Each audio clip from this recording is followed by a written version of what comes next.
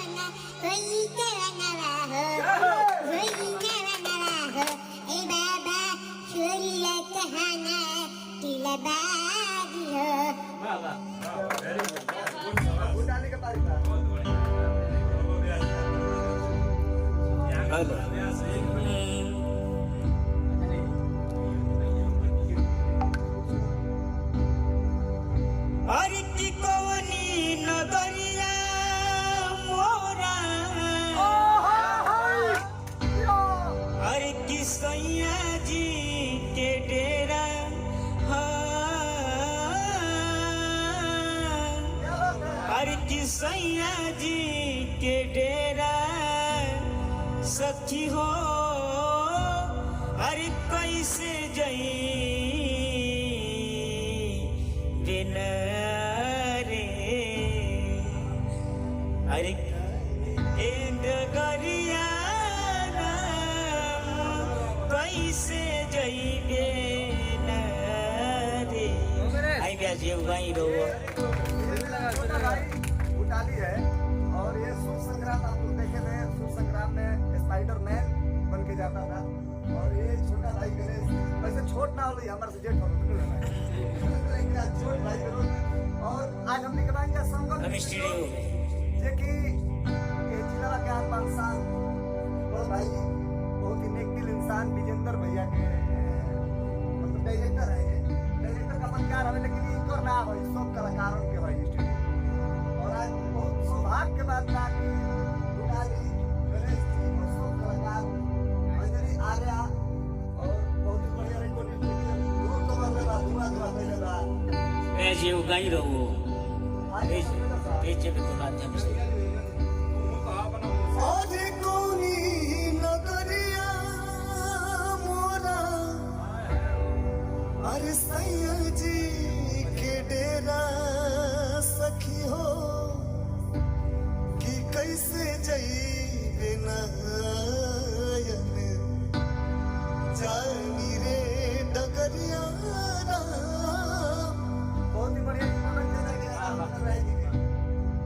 और सूर संग्राम में गाना भी रहो ओढ़नी के रंग रहे थे। अरे की मुहावा से हेलो हेलो, अरे की मुहावा से हेलो हेलो, अरे की हथवा से Tata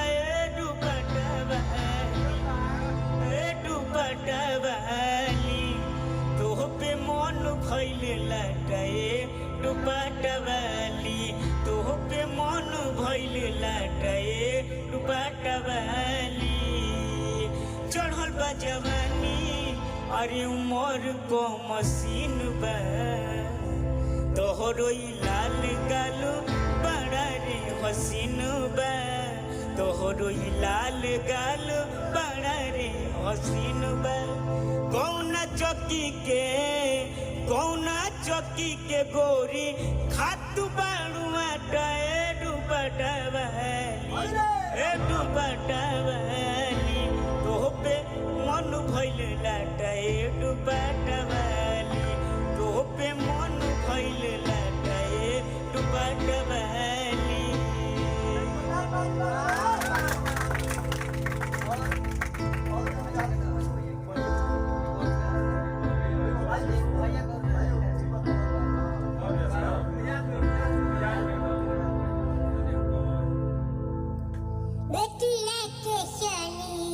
Betiya nisyani kaise, betiya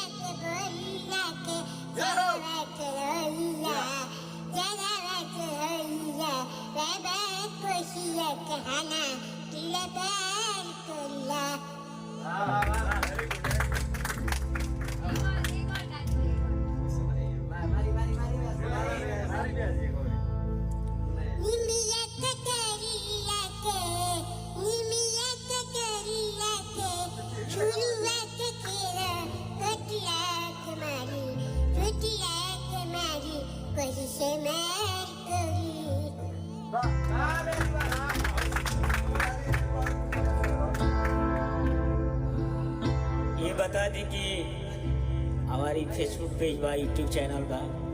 आप सब ज़्यादा से ज़्यादा आशीर्वाद भैया के स्टूडियो में निकाल मैंने संगम स्टूडियो में बहुत दिन के बाद हमने के मिला तो नहीं जा भैया से। बहुत हमने के सिंगर आर्या अंजनी आर्या और भाई बड़े भैया मुकुल भैया हमने के बहुत दिन से संगे बनी जा और संगम स्टूडियो में हमने के बन जा। हमारे भाई गणेश भाई भी भाई के सपोर्ट करी और आगे भी बढ़ाई। बस बताइए तो कि ना कोनो जात पात अरे ना कोनो ही यारा